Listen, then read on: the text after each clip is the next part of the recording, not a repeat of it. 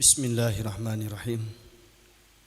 Assalamualaikum warahmatullahi wabarakatuh. Innal hamdalillah nahmaduhu wa nasta'inuhu wa nastaghfiruh wa na'udzu billahi min syururi anfusina wa min sayyiati a'malina. May yahdihillahu fala mudilla lahu wa may yudlilhu fala hadiyalah. Nashhadu an la ilaha illallah wahdahu la syarikalah wa nashhadu anna Muhammadan abduhu wa rasuluh. Allahumma salli wa sallim wa barik ala Muhammad wa ala alihi wa sahbihi ajma'in. Amma ba'du. Ayyuhal ikhwah, Bapak Ibu muslimin muslimat rahimakumullah. Alhamdulillah, kita bersyukur kepada Allah Subhanahu wa taala atas segala karunia nikmatnya yang diberikan kepada kita sehingga kita bisa bermajlis bersama di malam hari ini. Fa insyaallah majlis ini adalah majlis yang penuh dengan rahmat dan berkah dari Allah Subhanahu wa taala. Fa insyaallah pada kesempatan ini kita akan bersama-sama mentadaburi kisah Nabi Yusuf ya. Tentu tidak semua cerita bisa kita kaji ya, karena waktu ya. Dan kita ambil tadabbur ini beberapa ayat yang terdapat dalam surah Yusuf ya. Jadi surah Yusuf itu dari ayat 4 itu sampai ayat terakhir itu cerita, kisah ya. Makanya dalam firman-Nya Allah Subhanahu wa taala di awal itu tilka ayatul kitabil mubin. Kalau dalam surah Yunus tilka ayatul kitabil hakim. Hakim ini mubin. Nah, kenapa dalam surah Yusuf itu mubin enggak hakim? Sementara dalam surah Yunus hakim. Hakim itu kan hikmah. Kalau dinisbatkan kepada Allah kan yang maha bijaksana tuh. Nah, kita tilka ayatul kitabil hakim, kitab yang penuh dengan hikmah. Karena dalam surah Yunus cerita-cerita kisah tentang masa lalu itu hanya potongan-potongan saja. Hanya diambil apa yang bisa diambil dari hikmahnya. Sehingga tidak runtut dari awal sampai akhir. Tapi kalau dalam surah Yusuf kalimatnya Allah Subhanahu wa taala berfirman tilka ayatul kitabil mubin. Mubin itu jelas. Karena kalau seandainya kita baca cerita Nabi Yusuf dalam surah Yusuf itu jelas dari awal sampai akhir.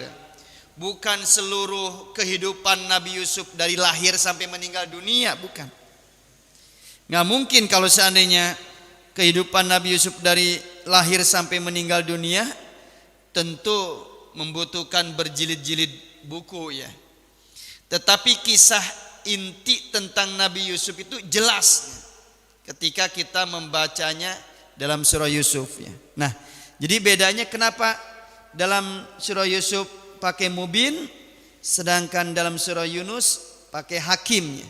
Karena memang kalau Yunus itu surah Yunus itu hanya potongan-potongan saja. Nah, yul ikhwanimukullah, banyak hikmah ya yang bisa kita ambil dari kisah Nabi Yusuf ini. Dari awal ayat sampai akhir ayat. Para ulama mengatakan kisah yang paling baik yang terdapat dalam Al-Quran ya surah Yusuf ini. Makanya di akhir ayatnya dalam surah Yusuf Allah Subhanahu wa taala berfirman, laqad kana fi qasasihim ibratul liulil albab. Sungguh telah ada dalam kisah-kisah mereka ini, kisah Nabi Yusuf, kisah bapaknya Yakub, kemudian kisah saudara-saudaranya, ibratul liulil albab. Banyak ibrah-ibrah bagi orang yang mau berfikir, bagi orang yang mau menelaah. Dan dalam awal surah Allah Subhanahu wa taala menyebutnya dengan ahsanal qasasi. Nahnu naqussu 'alaika ahsanal qasasi. Kami akan menceritakan kepadamu ahsanal qasasi, kisah terbaik. Berarti cerita tentang Nabi Yusuf itu yang terdapat dalam Al-Qur'an itu merupakan salah satu kisah terbaik yang diceritakan oleh Allah Subhanahu wa taala kepada Rasulullah sallallahu alaihi wasallam. Nah, ya ikhwanikumullah, saya hanya mengambil beberapa ayat saja dan tidak dari awal ya. Tidak dari sejak mimpinya Nabi Yusuf melihat bintang-bintang, melihat matahari, bulan, sujudnya. Tetapi bagaimana muamalah langsung sebuah keluarga Nabi Yusuf bersama Binyamin, kemudian saudara-saudaranya yang seayah yang jumlahnya ada 10, kemudian bapaknya. Ini diawali oleh Allah Subhanahu wa taala dengan firman dalam surah Yusuf ayat yang ke-9. Ini singkat ceritanya ya. Cerita sebelumnya sudah ada gitu. Tapi singkatnya saya ambil dari sini. Uqtulu Yusufa. Saudaranya itu ngomong begini tuh. Uqtulu Yusufa. Bunuhlah itu Yusuf. Awitrahuhu ardo yakhlu lakum waju abikum. Atau buanglah dia. Yusuf itu buang aja, kata saudara-saudaranya tuh. Ardon, ke sebuah tempat yang tidak tidak berpenghuni ya. Yakhlu lakum waju abikum. Niscaya nanti bapamu akan memperhatikan kalian. Karena saudara-saudara Nabi Yusuf ini merasa nggak diperhatikan oleh Nabi Yakub. Itu perasaan mereka gitu. Wa takunu mim ba'dihi qauman shalihin. Dan jadilah kalian setelah membunuh atau membuang Nabi Yusuf itu qauman shalihin. Orang-orang yang soleh, orang-orang yang baik. Nah, kita akan mulai dari ayat ini ya. Kemudian dilanjutkan dengan ayat berikutnya. Ketika saudara-saudara Yusuf ini melihat, menurut perasaannya ada ketidakadilan yang dilakukan oleh bapaknya. Padahal bapaknya seorang nabi, seorang rasul. Dan saudara-saudaranya tahu bahwasanya Nabi Yakub itu ya nabi. Yakub itu rasul. Nah, keluarlah tuduhan-tuduhan keji kepada bapaknya itu. Di antara tuduhan kejinya itu adalah mengatakan bapaknya itu adalah termasuk orang yang tersesat. Orang yang sesat. Coba beraninya seperti itu. Makanya ayyuhal ikhwanakumullah, sampai puncaknya mereka itu merencanakan pembunuhan kepada saudaranya sendiri Yusuf. Kalimat uqtulu Yusuf berarti ini ada konspirasi yang sangat besar sekali. Kenapa dikatakan konspirasi yang besar? Karena dengan hal ini, satu, kejahatan yang dilakukan oleh saudara-saudaranya Nabi Yusuf ini atau anaknya Nabi Yakub, yang pertama adalah hendak memutus silaturahim. Ini kejahatan besar ini. Padahal dalam Al-Quran ataupun hadis Rasulullah SAW telah dinyatakan memutus silaturahim itu termasuk dalam kategori kabair, dosa besar tuh. Sampai-sampai Rasulullah SAW beliau pernah bersabda, la yadkhulul jannata qati', tidak akan masuk surga orang yang memutus silaturahim tuh. Orang yang memutus. Kemudian para sahabat bertanya, memutus apa ya Rasulullah? Qati'ur rahim. Yakni qati'ur rahim, yaitu memutus silaturahim. Ada anak memutus silaturahim dengan bapaknya, dengan ibunya. Ada saudara memutus silaturahim dengan saudara kandungnya. Ada yang seperti itu.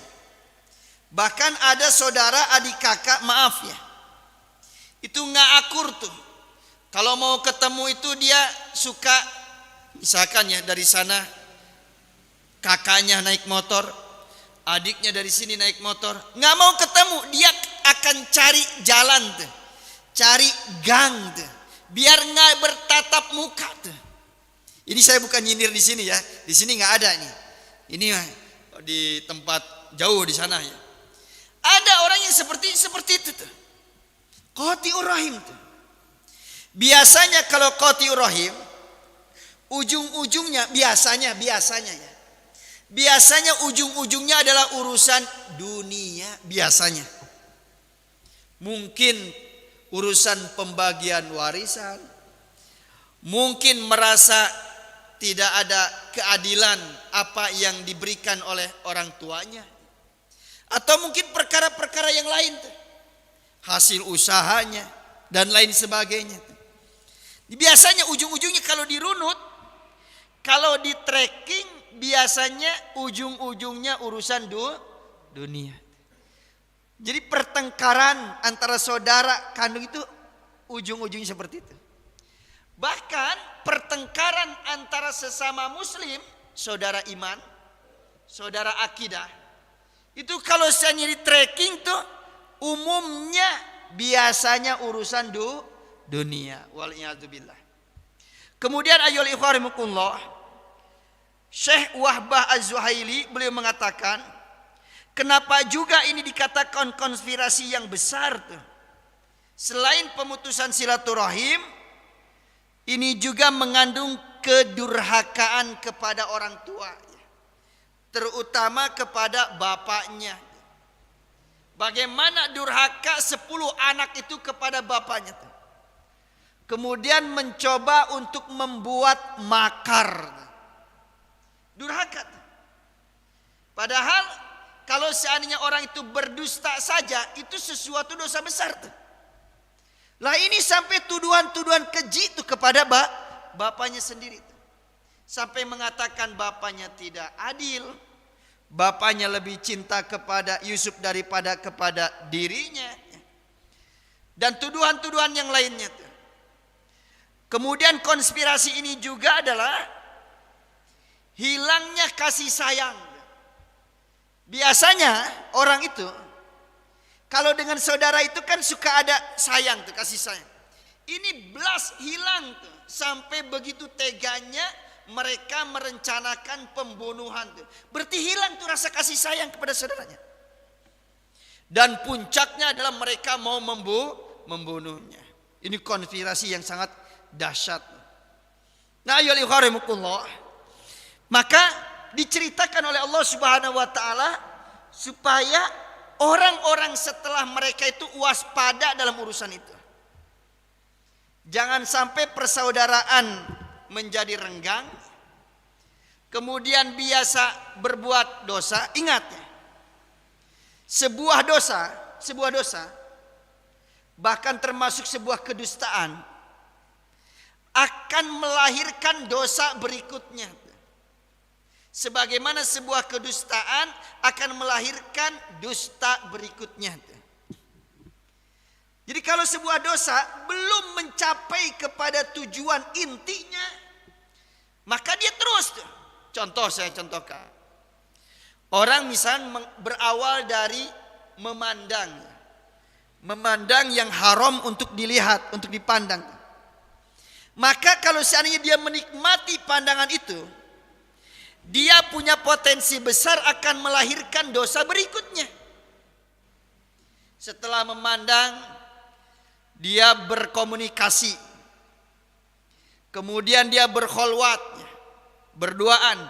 Terus akan melahirkan dosa sampai dia bisa berzinah dengan yang bersangkutan. Jadi bahayanya sebuah dosa itu kayak gitu. Sama dusta juga gitu. Kan anak-anaknya Nabi Yakub juga kan berdosa kepada Nabi Yakub tuh. Maka akan melahirkan kedustaan berikutnya tuh. Karena orang berdusta biasanya dia akan berusaha bagaimana dustanya tidak ketahuan. Maka di antara cara supaya dustanya tidak ketahuan, ditutupi dengan kedustaan berikutnya. Jadi dusta pertama ditutup dengan dusta kedua, supaya dusta pertama itu tidak ketahuan. Demikian juga dusta kedua akan ditutup dengan dusta yang ketiga, supaya dusta kedua itu tidak ketahuan. Terus begitu gitu. Maka ingat, kalau kita berbuat dosa atau berdusta, maka akan melahirkan dosa berikutnya dan akan melahirkan dusta berikutnya. Sama kebaikan seperti itu. Ketika sebuah kebaikan itu mabrur, kebaikan makbul, diterima oleh Allah Subhanahu wa taala, maka tanda atau indikasi kuat bahwasanya kebaikan itu diterima oleh Allah Subhanahu wa taala akan melahirkan kebaikan-kebaikan berikutnya. Contoh misalkan, kalau kita ditanya misalkan, Ustadz, untuk mengetahui apakah puasa kita ini diterima atau tidak diterima oleh Allah Subhanahu wa taala, tinggal lihat saja indikatornya. Apakah ketakwaan yang dia bangun ketika di bulan suci Ramadan akan menumbuhkan ketakwaan di bulan-bulan setelah Ramadan atau tidak? Kalau seandainya menumbuhkan ketakwaan, menumbuhkan rasa takut yang tinggi kepada Allah Subhanahu wa taala, maka itu indikator bahwasannya amalannya diterima oleh Allah Subhanahu wa taala. Walaupun tidak mesti harus sama. Tidak mesti harus sama, itu begini nih. Karena nggak mungkin orang lebih baik daripada bulan Ramadan. Itu sulit sekali. Sulit sekali. Ini normalnya begitu gitu. Misal di bulan suci Ramadan bisa khatam Al-Quran 3 kali. Kalau seandainya harus lebih baik daripada Ramadan, oh berat sekali. Kita di bulan Syawal harus khatam 4 kali. Boleh dikatakan nyaris nggak mungkin. Karena Ramadan itu adalah hari istimewa, Syahrul Mubarak, bulan yang diberkahi. Orang akan terdorong kuat untuk bisa beramal soleh. Tapi paling tidak dia di bulan Syawal itu lebih baik dalam urusan tilawatil Qur'annya daripada bulan Sya'ban sebelum Ramadan. Kalau itu mungkin. Tapi kalau dibandingkan dengan Ramadan nggak mungkin. Kan ada orang mengatakan begini. Orang di antara tanda di antara tanda diterimanya ibadah Ramadan itu, maka di bulan Syawal akan lebih baik daripada Ramadan. Nggak mungkin. Nggak mungkin. Silakan aja rasakan sendiri. Misalkan tilawahnya harus lebih baik daripada Ramadan, nggak mungkin. Kemudian qiyamul lailnya harus lebih baik daripada Ramadan, nggak mungkin. Lah tilawah saja mungkin di antara kita dari tanggal 1 Syawal ada yang belum tilawah sampai sekarang tuh. Padahal di bulan Ramadan sudah khatam berapa kali tuh? Qiyamul lail di bulan Ramadan, tarawih kan bisa 11 rakaat tuh. Lah ada mungkin di antara kita dari malam pertama, malam Idul Fitri sampai malam kemarin ada yang belum sempat untuk qiyamul lail. Jadi nggak mungkin kalau seandainya harus lebih baik daripada Ramadan. Demikian juga dengan kebaikan-kebaikan yang lain. Tapi kalau seandainya dibandingkannya dengan bulan sebelum Ramadan, misalkan Sya'ban tadi, maka itu mungkin. Oh dulu ketika Sya'ban jarang-jarang baca Quran. Kemudian digembleng di bulan Ramadan beberapa kali khatam. Kemudian Syawal jadi kebiasaan walaupun hanya sekali khatam. Itu kan masih lebih baik daripada bulan Sya'ban. Demikian juga dengan kebaikan-kebaikan yang lain. Jadi sama. Jadi kebaikan itu akan melahirkan kebaikan. Demikian juga keburukan akan melahirkan keburukan. Nah ini hikmah pertama yang bisa kita ambil dari firman Allah Subhanahu wa taala ini.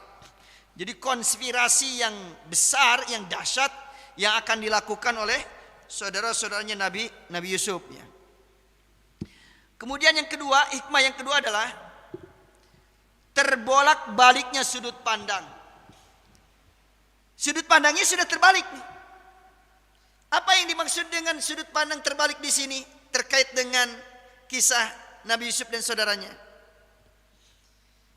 Kan saudaranya itu memandang bahwasanya Yakub itu terlalu cinta kepada Yusuf tuh.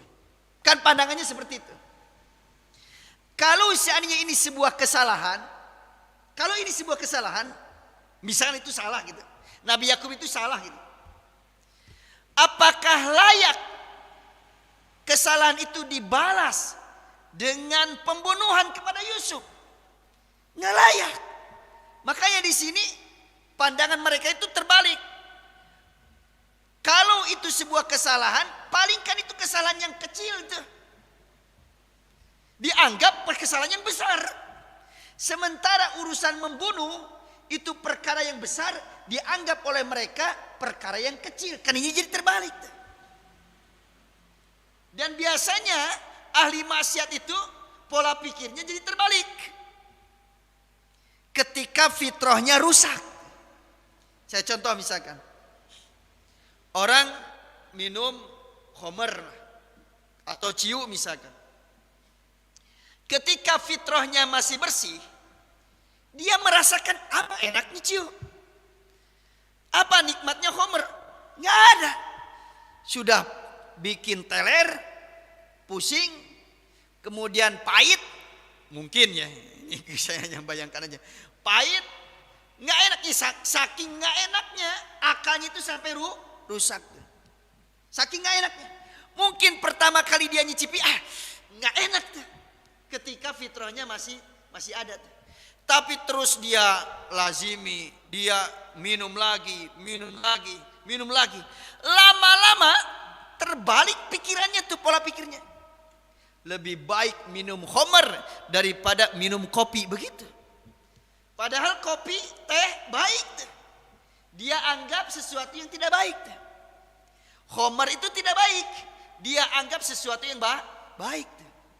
Apalagi orang yang sudah candu narkoba. Jadi dia mencari ketenangan, mencari kebahagiaan, tidak ada jalannya kecuali suntik. Padahal itu membahayakan bagi dirinya. Bahaya dari kesehatannya, bahaya mentalnya, bahaya akalnya, termasuk bahaya terhadap ekonominya juga. Bahaya terhadap sosialnya juga. Tapi karena sudah terbalik, jadi kayak panci sudah terbalik sebegitu, dia menganggap itu jadi baik. Padahal awalnya ketika fitrahnya masih bersih, itu menganggap itu adalah buruk. Karena dia sering berbuat buruk seperti itu, maka dia menganggap itu baik. Demikian juga dengan perkara-perkara yang lain, dengan kezoliman yang lain. Kalau orang sudah terbiasa korupsi, sudah biasa. Mungkin awalnya dia merasa kikuk tuh korupsi. Makanya kecil mungkin pertamanya. Tapi kalau seandainya terus menerus, dia menganggap itu adalah baik. Mungkin untuk kehidupan keluarganya, untuk melanjutkan hidup anak cucunya sampai sekian turunan misalkan. Nah ini kan jadi terbalik tuh pola pikirnya.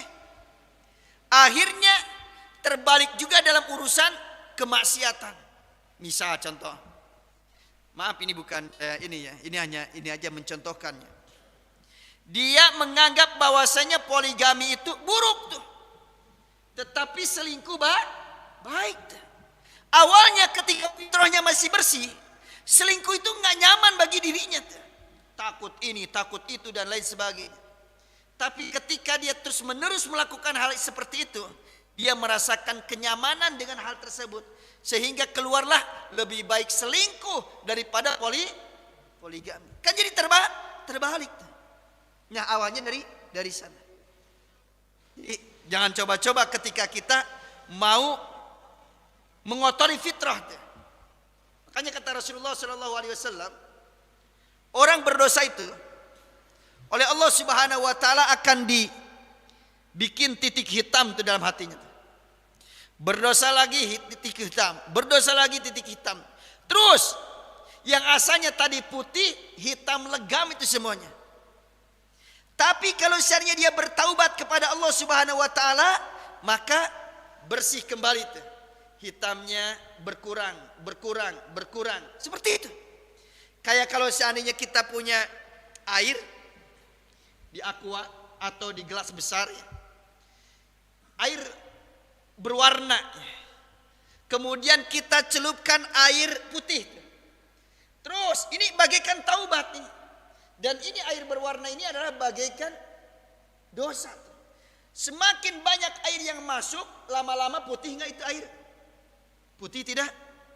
Putih lama-lama. Nanti kan meluber terus ini di jok terus tuh. Luber, lama-lama bersih.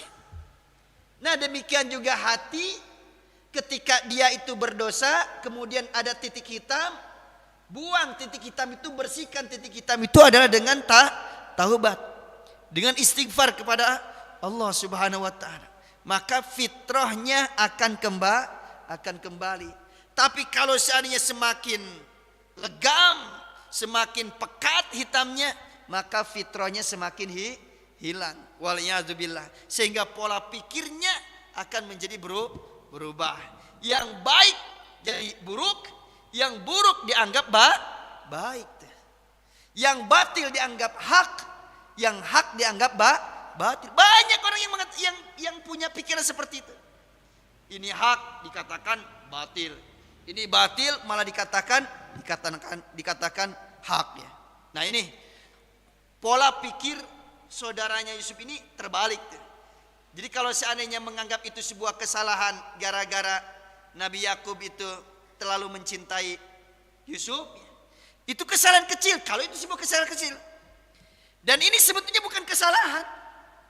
Kan memang benar kita tidak bisa menutupi Nabi Yakub itu lebih cinta kepada Yusuf. Benar itu seperti itu. Tapi pernah enggak kita ini bertanya, kenapa Nabi Yakub lebih cinta kepada Nabi Yusuf? Kenapa saudara-saudaranya itu tidak bertanya kepada Nabi Yakub, "Bapak, kenapa engkau lebih mencintai Yusuf?" Kan pasti ada alasannya. Di antara alasannya adalah Nabi Yusuf itu kan masih kecil, masih belia, belum kuat, belum kokoh, belum bisa mandiri. Wajar kalau seandainya seorang bapak lebih menjaganya, lebih mencintainya. Wajar. Karena saudara-saudaranya sudah besar-besar. Toh dulu juga saudara-saudaranya ketika kecil sama dicintai oleh bapaknya seperti itu. Hanya saja saudara-saudaranya ini sudah besar. Bahkan mungkin di antara mereka sudah ada yang sudah berkeluarga. Nah, ini Nabi Yusuf masih kecil tuh. Masih belia tuh. Wajar kalau seandainya Nabi Yakub alaihissalam lebih mencintai kepada Nabi Yusuf, karena lebih membutuhkan kepada penjagaan daripada kakak-kakaknya yang sudah dewasa. Kadang-kadang kan begitu. Ada juga begini nih, kalau zaman sekarang. Kadang-kadang ada kakak yang sudah besar, kakaknya melihat mungkin adiknya suka dibelikan mainan tuh. Kemudian menganggap bahwasanya bapaknya nggak adil, kok ngasih mainan terus sama adiknya tuh. Sama kakaknya nggak ngasih mainan tuh. Kakaknya merasakan ketidakadilan tuh. Dia lupa bahwasanya kakaknya itu dulu ketika masih kecil yang diberikan mainan itu lebih banyak daripada adiknya sekarang. Silakan, rata-rata seperti itu. Anak pertama biasanya orang tua itu wah nyah-nyah. Pengen ini kasih, beli mainan ini kasih. Sampai-sampai kalau seandainya mainan itu ditaruh di lemari kaca, itu kebanyakan bekas kakaknya itu. Bekas kakaknya itu. Dia nggak nyadar kalau seandainya dulunya itu diperlakukan seperti itu. Karena terlalu dia cepat menilai, padahal itu ada sebuah kekeliruan. Nah, ayo ikhwanimukullah, kembali ya. Jadi jangan sampai kita ini terbolak-balik. Ya, tuntunan kita ini ya jelas syariatnya. Baik menurut syariat buruk juga menurut syariat. Bukan baik menurut kebanyakan orang, demikian juga bukan buruk menurut kebanyakan orang. Kalau seandainya menurut syariat ini buruk, kebetulan menurut kebanyakan orang juga buruk, alhamdulillah. Tapi kan kebanyakan orang bukan sebuah patokan. Kalau bagi kita patokannya adalah syariat ya. Wallahu a'lam bishawab. Kemudian tadi kan firman-Nya wa takunu mim ba'dihi qauman sholihin. Dan jadilah kalian setelah itu orang-orang yang soleh. Maksudnya begini. Nanti kalau sudah membunuh Nabi Yusuf atau sudah membuang Nabi Yusuf, tobat. Kemudian jadilah orang baik. Konsep taubat seperti ini nggak laku bagi Allah Subhanahu wa taala. Kenapa nggak laku bagi Allah Subhanahu wa taala? Karena konsep taubat seperti ini direncanakan. Dia merencanakan berbuat buruk, kemudian nanti saya mau zina, nanti setelah zina saya mau taubat. Nggak boleh seperti itu. Saya mau mencuri, saya mau korupsi, nanti setelah korupsi nanti taubat gitu. Nggak boleh seperti itu. Mau berjudi, nanti setelah berjudi kalau sudah berhasil, nanti kan taubat kan sudah selesai. Karena toh taubat itu akan menghapus dosa. Bahkan dalam surah Al-Furqan Allah Subhanahu wa taala berfirman, faulaika yubaddilullahu sayyi'atihim hasanat. Bahwasanya taubat itu akan merubah atau mengganti perbuatan-perbuatan buruk menjadi baik. Maksudnya catatan-catatan buruk itu akan dirubah oleh Allah Subhanahu wa taala menjadi catatan-catatan kebaikan. Ini nggak laku bagi Allah Subhanahu wa taala. Taubat yang semacam ini. Yang laku itu sebagaimana firman Allah Subhanahu wa taala, innamat taubatu 'alallahi lilladzina ya'maluna su'a bijahalatin tsumma yatubuna min qarib faulaika yatubullahu 'alaihim wa kana Allahu 'aliman hakim. Sesungguhnya taubat yang akan diterima oleh Allah Subhanahu wa taala lilladzina ya'maluna su'a bijahalah, dari orang-orang yang dia melakukan kemaksiatan, keburukan bijahalah, karena jahil. Karena jahil itu bukan berarti dia tidak ngerti, bukan. Makanya seorang ulama kalau seandainya berbuat buruk, maka dalam kondisi itu dia sedang jahil. Jadi seorang ulama bermaksiat, maka pada saat itu dia dalam kondisi jahil. Summa yatubuna min qarib. Kemudian bersegera dia bertaubat kepada Allah Subhanahu wa taala, tidak tunda-tunda. Maka nggak boleh orang itu merencanakan bermaksiat kemudian setelah itu taubat seperti ini. Ini namanya bermain-main dengan Allah Subhanahu wa taala atau mempermainkan Allah Subhanahu wa taala. Benar Allah itu adalah Al-Ghafur. Benar Allah Subhanahu wa taala At-Tawwab. Tapi Allah Subhanahu wa taala jangan dijadikan mainan. Orang nanti taubatlah gampang, kan Allah Al-Ghafur. Nanti kan Allah kan At-Tawwab, Tawwabur Rahim. Nggak boleh seperti itu. Termasuk dalam perkara dosa kecil. Jangankan dosa besar, dosa kecil saja seperti itu. Jadi dosa kecil itu kalau diremehkan jadi besar. Orang meremehkan dosa kecil, nah meremehkannya itu adalah dosa besar.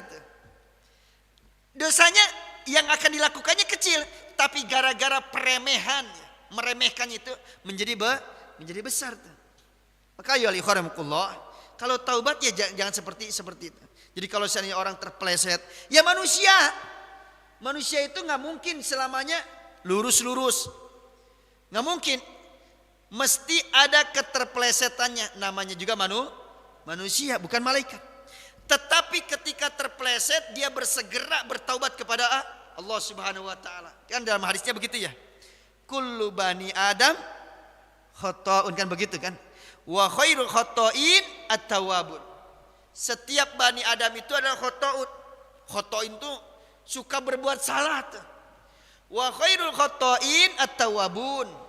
Dan sebaik-baik orang yang berbuat salah itu adalah yang bersegera taubat kepada Allah Subhanahu wa taala. Kenapa nggak boleh direncanakan? Karena begini, siapa yang mengerti tentang umur? Misalkan ya, kemarin di bulan Ramadan.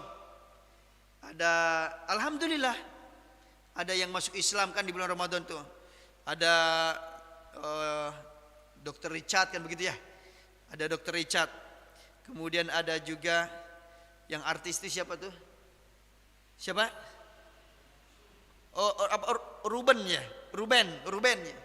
Ruben Onsu ya. Alhamdulillah masuk Islam. Kan nggak boleh orang itu begini. Nanti masuk Islamnya nanti setelah Ramadan aja gitu. Biar tidak puasa dulu gitu. Nah, orang tersebut bahaya tuh seperti itu. Merencanakan nanti aja setelah Ramadan. Kenapa bahaya? Siapa yang ngerti kalau seandainya umurnya bisa nyampe sampai bulan Syawal? Untung kalau seandainya umurnya sampai bulan Syawal. Tapi siapa yang tahu kalau seandainya umurnya sampai Syawal? Bisa jadi orang tersebut masih kafir, malah dicabut nyawanya oleh Allah Subhanahu wa taala. Bisa jadi dia sedang bermaksiat, malah dicabut ruhnya oleh Allah Subhanahu wa taala. Atau dia sudah berbuat maksiat, tadi kan direncanakan mau taubat. Ternyata tidak mendapatkan taufik dari Allah Subhanahu wa taala untuk taubat. Toh orang bisa bertaubat itu kan berdasarkan taufik Allah Subhanahu wa taala. Kalau Allah Subhanahu wa taala tidak memberikan hidayah, tidak memberikan taufik kepadanya, mustahil dia mau taubat kepada Allah Subhanahu wa taala.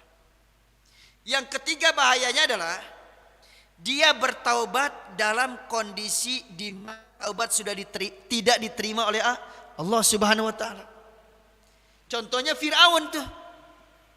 Firaun itu taubatlah. Firaun itu mengatakan begini nih dalam surah Yunus nih. Amantu billadzi amanat bihi banu Israil wa ana minal muslimin. Itu perkataan Firaun tuh. Amantu, aku sekarang beriman billadzi amanat bihi banu Israil, terhadap Tuhan yang diimani oleh Bani Israel. Maksudnya Allah Subhanahu wa taala. Wa ana minal muslimin. Firaun mengatakan wa ana minal muslimin, dan aku sekarang termasuk orang yang berserah diri kepada Allah Subhanahu wa taala. Ngomong gitu loh Firaun tuh. Tapi kenapa tidak diterima oleh Allah Subhanahu wa taala? Karena dia ucapkan di waktu di mana enggak diterima taubat. Ketika dia berada dalam masa yugorgir, sakarat, ketika berada di tengah laut merah, dia sudah melihat tidak ada lagi tempat untuk menyelamatkan diri, baru ngomong kayak gitu tuh. Makanya dijawab oleh Allah Subhanahu wa taala, al-ana wa qad asaita qablu wa kunta minal mufsidin. Sekarang kamu ngomong kayak gitu, wa qad asaita qablu wa kunta minal mufsidin. Padahal sebelumnya engkau ini adalah ahli maksiat, suka berbuat durhaka. Wa kana minal mufsidin, dan suka membuat kerusakan. Artinya kalimat ini Allah Subhanahu wa taala tidak menerima taubatnya Firaun, karena dia bertaubat di waktu di mana taubatnya tidak diterima oleh Allah Subhanahu wa taala. Yugorgir. Orang yugorgir itu dia sudah melihat perkara yang tadinya tidak bisa dilihat. Misalkan malaikat, nggak bisa lihat malaikat. Kadang-kadang ketika yugorgir, Allah Subhanahu wa taala perlihatkan kepadanya malaikat. Makanya jangan heran ya, kalau seandainya kita melihat ada di video-video tertentu ya, ada orang itu tiba-tiba dia lihat muter tuh. Lihat muter. Bisa jadi dia sedang melihat malakul maut datang kepadanya tuh, hendak mencabut nyawanya tuh. Atau bisa jadi ada seseorang lagi sakit, dia tiba-tiba mengucapkan waalaikumsalam, padahal tidak ada yang mengucapkan salam. Bisa jadi ada malakul maut datang kepadanya mengucapkan salam, dan yang dengar hanya dia. Orang yang di sekelilingnya nggak dengar. Maka dia tiba-tiba mengucapkan waalaikumsalam. Tapi tidak setiap perkara gaib ini ditampakkan oleh Allah Subhanahu wa taala. Hanya sesekali saja. Jadi jangan beranggapan, oh ini kok nggak mengucapkan salam ya, jangan-jangan ini orang yang tidak baik. Enggak seperti itu. Karena perkara gaib itu umumnya tidak diperlihatkan oleh Allah Subhanahu wa taala, tetapi sesekali diperlihatkan oleh Allah Subhanahu wa taala untuk dijadikan pelajaran. Sama kayak siksa kubur tuh. Siksa kubur itu kadang-kadang kadang-kadang diperlihatkan oleh Allah Subhanahu wa taala, tetapi umumnya tidak diperlihatkan. Misalkan ada ahli maksiat, suka meninggalkan sholat misalkan. Kadang-kadang diperlihatkan oleh Allah Subhanahu wa taala orang tersebut dikubur, kemudian tiba-tiba digali lagi karena ada sesuatu keperluan. Dilihat ternyata mukanya sudah benyot tuh. Padahal baru dikubur tuh.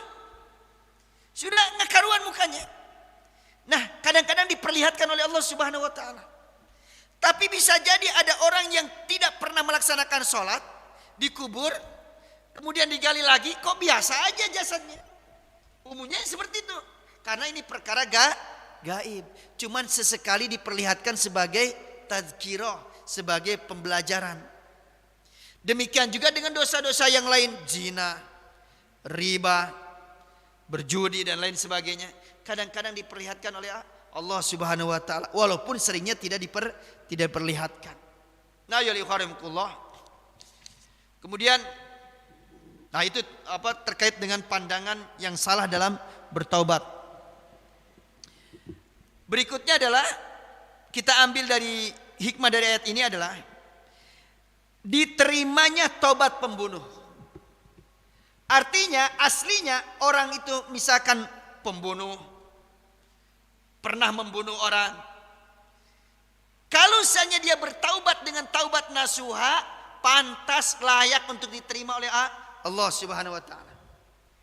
Karena tidak ada dosa di muka bumi ini yang tidak bakalan diterima oleh Allah Subhanahu wa taala dengan syarat taubatnya taubat nasuha, taubatnya sebelum kematian. Dosanya tidak dibawa mati. Karena ada firman Allah Subhanahu wa taala begini. Innallaha la yaghfiru ayyushraka bihi wa yaghfiru ma duna dzalika liman yasha. Sesungguhnya Allah Subhanahu wa taala tidak menerima tobatnya orang yang berbuat syirik. Tetapi Allah Subhanahu wa taala akan menerima dosa selain syirik liman yasha, bagi siapa yang dikehendaki oleh Allah Subhanahu wa taala. Ini syirik kalau seandainya dibawa mati. Kalau seandainya syiriknya tidak dibawa mati, sebelum mati dia bertaubat kepada Allah Subhanahu wa taala, sama akan diterima oleh Allah Subhanahu wa taala. Jadi enggak ada dosa di muka bumi ini yang tidak diterima oleh Allah Subhanahu wa taala kalau seandainya orang benar-benar mau bertaubat kepada Allah Subhanahu wa taala. Bahkan firman Allah Subhanahu wa taala karena bentuk sayangnya, kasih sayangnya kepada hamba dalam surah Az-Zumar. Qul ya ibadiyalladzina asrafu ala anfusihim la taqnatu mir rahmatillah. Innallaha yaghfirudz dzunuba jami'a. Innahu wal ghafurur rahim. Coba Allah firman-Nya, Masya Allah. Katakan wahai Muhammad, ya ibadiyah, wahai hamba-hambaku. Kalimat panggilan wahai hamba-hambaku ini dari Allah Subhanahu wa taala diperuntukkan kepada siapa? Para pendosa besar tuh. Ahli maksiat. Jadi ahli maksiat oleh Allah Subhanahu wa taala masih dipanggil dengan panggilan yang lembut, ya ibadiyah, wahai hamba-hambaku. Kan kalau kita kan kadang-kadang begini, ada orang bisa penjudi, kamu penjudi sini, begitu. Dipanggil dengan kelakuannya gitu. Ada yang pezina, kamu pezina sini. Kamu tukang main wanita sini. Tapi Allah Subhanahu wa taala manggilnya dengan panggilan yang lembut, ya ibadiyalladzina asrafu. Duhai hamba, masih diakui sebagai hambanya gitu. Sebagai hamba Allah Subhanahu wa taala. La taqnatu mir rahmatillah. Kata Allah Subhanahu wa taala, kamu jangan berputus asa dari rahmatku, dari rahmat Allah Subhanahu wa taala. Fa innallaha yaghfirudz dzunuba jami'a. Sesungguhnya Allah Subhanahu wa taala akan mengampuni seluruh dosa. Innahu wal ghafurur rahim. Sesungguhnya Allah Subhanahu wa taala Maha Pengampun lagi penyayang. Ini kelembutan Allah Subhanahu wa taala. Tapi kalau seandainya dosa syirik sudah dibawa mati, sudah enggak ada ampunan tuh. Balasannya adalah ulaika ashabun nari khalidina fiha. Mereka adalah ahli neraka khalidina fiha dan kekal di dalamnya. Ini kalau seandainya dosa dosa syirik. Tapi kalau dosa selain syirik termasuk kabair, maka selama dia masih memiliki keimanan, tidak mengekalkan orang tersebut di dalam neraka. Bahkan bisa jadi nanti oleh Allah Subhanahu wa taala diampuni orang tersebut karena mungkin punya kebaikan-kebaikan yang lain, di mana kebaikan-kebaikan itu menutupi keburukannya. Bisa jadi seperti itu. Tapi tidak boleh kita mengundi nasib. Sudahlah, kita maksiat saja, kan bisa saja nanti juga diampuni oleh Allah Subhanahu wa taala. Ini mengundi nasib namanya. Padahal dia bisa bertaubat kepada Allah Subhanahu wa taala. Kemudian faidah berikutnya adalah menyingkirkan orang mulia tanpa hak termasuk akhlak yang buruk. Menyingkirkan orang yang mulia tanpa hak. Termasuk menyingkirkan Nabi Yakub tuh oleh anak-anaknya tuh. Sudah orang soleh Nabi Yakub itu, ya nabi, kemudian bapaknya sendiri tuh mau disingkirkan tuh. Mau dijauhkan dengan anaknya Nabi Yusuf. Demikian juga Nabi Yusuf baik. Kan bapaknya kan tahu tentang karakter anak-anaknya. Meskipun anaknya banyak. Anaknya kan ada 12 ya. 10 yang saudaranya yang hasad. Kemudian yang 2 Nabi Yusuf sama Bunyamin ya. Beda ayah ya. Beda ibu ya. Jadi saudara seayah seperti itu. Nah, ya ikhwanakumullah, kita juga nggak boleh melakukan hal seperti itu, karena mungkin jadi saingan dalam bisnis, saingan dalam Ini nih, saya kalimat-kalimat ini hanya ngalir nyontohkan saja, nggak ada niat menyinggung, menyindir, enggak. Ini hanya ngalir aja begitu. Karena persaingan dalam urusan bisnis. Persaingan dalam urusan politik, persaingan dalam urusan ketokohan, persaingan dalam urusan pengaruh. Mungkin ada tetangga kita lebih ditokohkan, kita akan berusaha bagaimana menyingkirkan orang tersebut dengan menyebarkan aib-aibnya supaya orang tidak menokohkannya. Atau mungkin ada orang yang lebih berpengaruh daripada kita, kita berharap menyingkirkan orang tersebut supaya tidak ada pengaruhnya dari masyarakat. Atau dalam urusan bisnis misalkan, berusaha sikut kiri, sikut kanan. Bagaimana orang tersebut dalam bisnisnya jatuh tersungkur, rugi seperti itu, bangkrut, kemudian dirinya melanggang berjalan lancar. Nah, jangan sampai seperti itu. Dengan orang yang biasa-biasa saja, bukan orang yang soleh, bukan nabi, bukan rasul, itu sebuah kejahatan, itu sebuah keburukan. Apalagi dengan orang-orang yang baik, maka ini lebih buruk lagi. Tidak punya adab, tidak punya akhlak yang tinggi. Kemudian ayyuhal ikhwanakumullah, hasad, hikmah berikutnya adalah hasad merupakan salah satu sebab dari banyaknya tragedi kemanusiaan. Tragedi kemanusiaan itu ternyata awalnya biasanya dari sifat hasad. Orang Yahudi membunuhi kaum muslimin, kata Allah Subhanahu wa taala, hasadam min indi anfusihim, dalam surah Al-Baqarah tuh. Awalnya karena sifat hasad yang ada dalam diri mereka. Bagaimana kaum muslimin Palestina hidup rukun, hidup baik, sejahtera dan lain sebagainya. Kemudian datanglah orang Yahudi yang diusir oleh Nazi itu tuh. Kemudian tumbuhlah rasa hasad, rasa dengki. Sehingga rumahnya direbut. Ini kan keburukan yang luar biasa tuh. Kemudian pemilik rumah disuruh keluar dari rumah. Kemudian rumahnya diambil oleh mereka. Hasadam min indi anfusihim. Maka jangan heran kita nggak usah gumun gitu. Kalau seandainya orang-orang Yahudi sekarang kok bisa ya perempuan-perempuan dibunuhin gitu. Kan mungkin orang gumun gitu. Kok bisa ya bayi-bayi, anak-anak kecil dibunuhin. Kok bisa ya medis ya, para dokter dibunuhin. Nggak usah gumun, nggak usah heran. Jangankan manusia-manusia yang ada di Palestina tuh. Ibu-ibu, wanita, anak kecil, bayi, tenaga medis. Dulu juga mereka tuh para nabi saja dibunuhin tuh. Nabi Zakaria dibunuh tuh. Nabi Yahya dibunuh tuh. Nabi Isa juga kan menurut pandangan mereka dibunuh tuh. Walaupun kata Allah Subhanahu wa taala ada yang diserupakan. Jadi para nabi aja mereka bunuh, apalagi manusia bukan nabi itu. Maka enggak usah gumun. Karena hasada min indi anfusihim. Rasulullah sallallahu alaihi wasallam berulang kali mereka coba untuk membunuhnya. Tetapi Allah Subhanahu wa taala menyelamatkannya sampai terakhir ada seorang wanita Yahudi itu ngasih racun tuh di daging kambing ya. Daging kambing. Kemudian disuguhkan kepada Rasulullah sallallahu alaihi wasallam.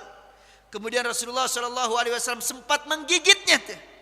Menggigit daging itu. Ada 2 sahabat atau beberapa sahabat itu sudah memakannya dan meninggal dunia. Ketika Rasulullah sallallahu alaihi wasallam menggigitnya, kemudian Jibril memberitahukan, ya Rasulullah, lepaskan karena dalam daging itu ada racunnya. Makanya sebagian ulama mengatakan di antara sakit Rasulullah sallallahu alaihi wasallam yang menyebabkan beliau meninggal dunia itu adalah pengaruh racun yang diberikan oleh wanita Yahudi itu. Walaupun wanita Yahudi itu akhirnya masuk Islam. Ya ada hikmahnya ya. Ada hikmahnya pertama menunjukkan Rasulullah sallallahu alaihi wasallam manusia biasa bukan malaikat. Bashar, manusia biasa. Bisa sakit, bisa kena racun, bisa saja seperti itu. Kemudian yang kedua, kemuliaan bagi Rasulullah sallallahu alaihi wasallam. Berarti kalau seandainya Rasulullah sallallahu alaihi wasallam meninggal dunia, walaupun meninggalnya tidak di medan tempur kan begitu kan? Tapi kan beliau kena efek racun tuh sehingga Rasulullah sallallahu alaihi wasallam layak dikatakan sebagai syuhada syahid. Jadi ada hikmahnya. Nah, ya ikhwanikumullah. Kembali tadi. Jadi hasad itu bisa menyebabkan tragedi kemanusiaan, termasuk tragedi-tragedi yang terjadi itu dari hasad. Kadang-kadang kan begitu. Dulu perang antara Kuwait sama Irak kan gara-gara teluk kan, gara-gara urusan apa itu? Minyak ya. Dulu tahun berapa? Tahun 90-an kalau nggak salah ya. Tahun 90-an ya. Atau tahun berapalah. Ya kurang lebih seperti itu. Kan gara-gara itu. Hasad ini, hasad itu. Nah kemudian ayyuhal ikhwanikumullah. Tragedi yang paling berat terkait dengan hasad ini adalah murtad, kufur. Kufur. Apa pernah terjadi? Terjadi kepada siapa? Iblis tuh. Iblis itu orang baik tuh. Makhluk baik tuh. Ahli ibadah tuh.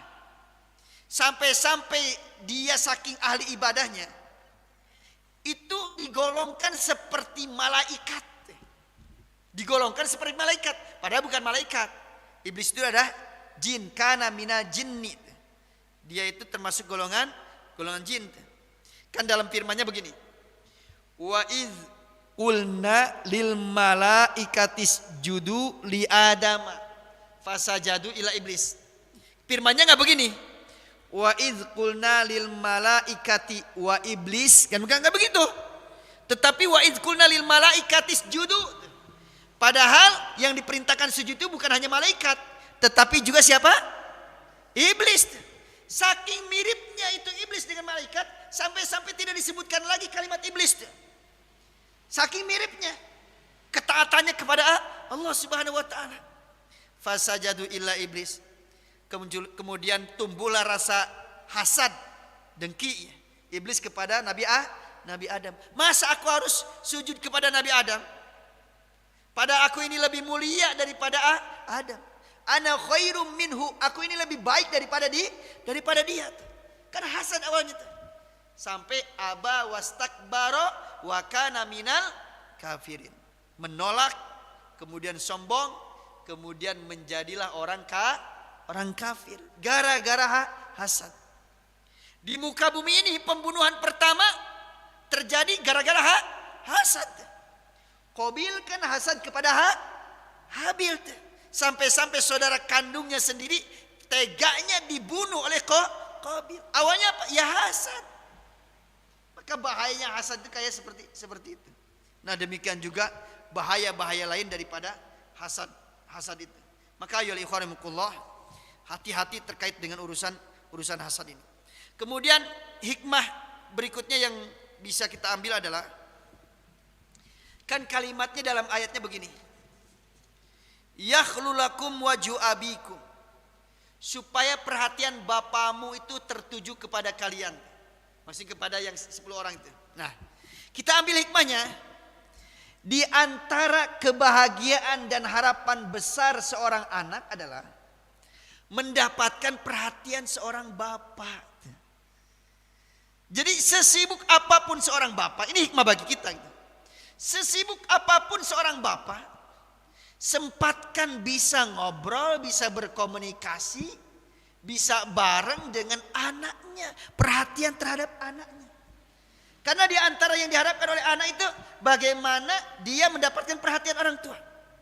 Banyaklah orang tua terutama ayah yang nggak peduli terhadap anaknya, sudah itu urusan ibunya. Bapaknya itu hanya cuma cari nafkah. Jangan begitu. Sekali waktu ajak bicara, sekali waktu ajak makan bersama, sekali waktu ajak jalan-jalan bersama. Walaupun mungkin kuantitasnya tidak sesering dengan seorang ibu. Tapi seorang bapak juga jangan sampai luput dari hal-hal tersebut. Karena kalau seandainya seorang bapak hilang dari hati seorang anak, maka seorang anak akan mencari figur-figur lain. Dan ini berbahaya ini. Mending kalau seandainya yang dicari adalah figur-figur yang baik. Bagaimana kalau seandainya ada orang yang menawarkan figur kepadanya padahal orangnya tidak baik. Terjadilah pergaulan bebas. Kemudian demikian juga konsumsi khamar, konsumsi narkoba dan lain sebagainya. Di antaranya, bukan satu-satunya ya. Di antaranya adalah kurangnya perhatian dari orang tua, termasuk dari bapaknya. Wallahu a'lam bishawab. Barangkali ini yang bisa saya sampaikan. Mudah-mudahan bermanfaat bagi kita semua. Subhanakallahumma bihamdika asyhadu an la ilaha illa anta astaghfiruka wa atubu ilaik. Walhamdulillahirabbil alamin. Wassalamualaikum warahmatullahi wabarakatuh.